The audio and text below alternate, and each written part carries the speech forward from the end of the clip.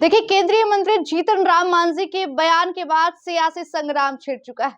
इस तरीके से उन्होंने बयान दिया कि बीजेपी ने उनकी औकात दिखा दी है।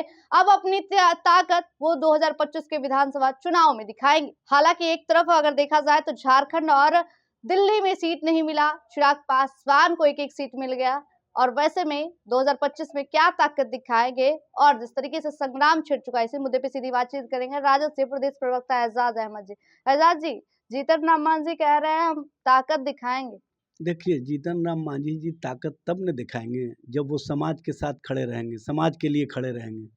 वो अपने सत्ता के लिए, स्वार्थ के लिए, पिता पुत्र मंत्री बने रहने के लिए अगर इस तरह की राजनीति करेंगे तो किस बात का ताकत दिखाएंगे। भारतीय जनता पार्टी तो उनकी ताकत देख चुकी है, तभी तो भारतीय जनता पार्टी उनको औकात दिखा रही है।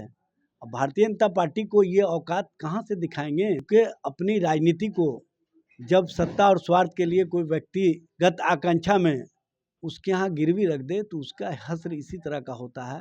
और वो हश्र भारतीय जनता पार्टी बखूबी इनके साथ, अब इससे ज़्यादा क्या हो सकता है कि पिता बोल रहे हैं कुछ, पुत्र बोल रहे हैं कुछ।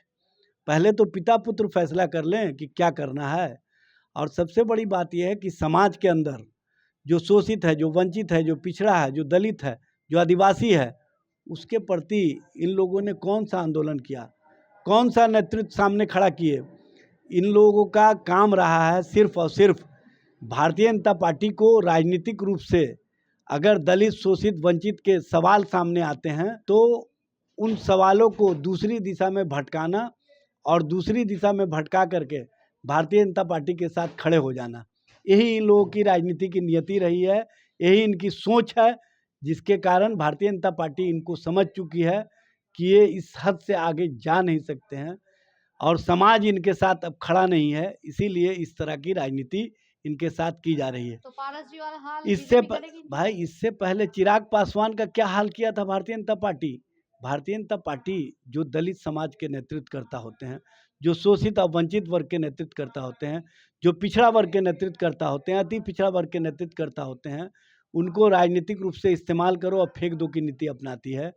चिराग का इस्तेमाल किया, फिर किस तरह का हश्र किया, फिर इस्तेमाल किया चिराग का और अब पारस जी को फेंक दिया। इस तरह की राजनीति लगातार भारतीय जनता पार्टी कर रही है, चूँकि उनको दलित समाज का नेतृत्व पसंद नहीं है, दलित समाज का नेता पसंद नहीं है और दलित समाज का अगर कोई बात करता है तो वो इनको पसंद नहीं है और जो पिछड़ा वर्ग की बात करता है वो इनको पसंद नहीं है। इसीलिए इस तरह के माहौल बनाए जाते हैं कि अगर जो सामने वाला नेतृत्वकर्ता मजबूत है तो उसको एजेंसियों के माध्यम से इस्तेमाल करो। अगर वो सत्ता और स्वार्थ में उनके ट्रैप में फंस जाता है तो उनको मंत्री पद का एक लालच दे करके उनकी पूरी राजनीतिक कवायद को, उनकी पूरी राजनीतिक सोच को व्यक्तिगत आकांक्षा में सीमित कर देती है। ये है भारतीय जनता पार्टी की राजनीति का ट्रैप और इसी ट्रैप में मांझी जी फंसे, इसी ट्रैप में चिराग पासवान फंसे हैं और पशुपति पारस उस ट्रैप से निकल चुके हैं।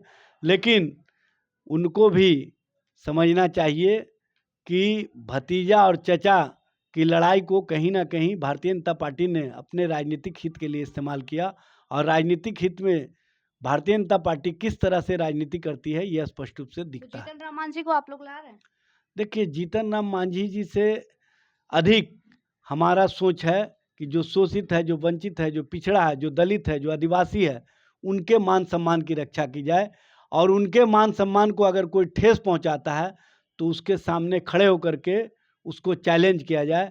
इसीलिए आप देखे होंगे चाहे जितना भी झंझावात आया हो, चाहे जितनी भी कठिनाई और परेशानी आई हो, लालू प्रसाद जी और तेजस्वी जी ने दलित समाज के नेतृत्व को कभी भी कमज़ोर नहीं होने दिया।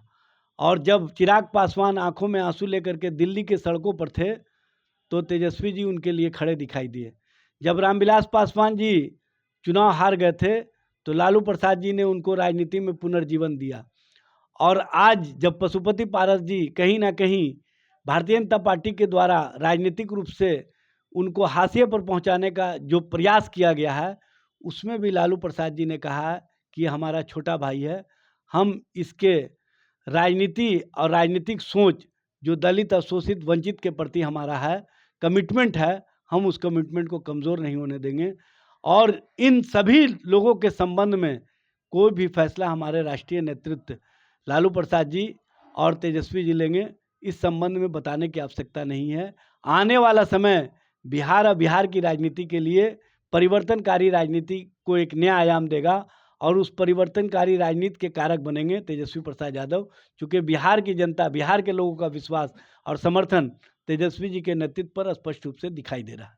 सीधे तौर पे जिस तरीके से बीजेपी जो है दलितों को दबाती है, दलितों को इस्तेमाल करती है, उसके बाद दूध से मक्खी की तरह फेंक देती है। लेकिन दलितों के नेता, दलितों के जिस तरीके से बार बार उजागर करने वाले और सहयोग देने वाले कोई नेता हैं तो वो है लालू प्रसाद यादव, और अब तेजस्वी यादव भी समर्थन करते हैं। लेकिन देखना होगा कि आगे क्या कुछ होता है। बने रहिए निष्कर्ष न्यूज के साथ। मैं प्राची पटना, धन्यवाद।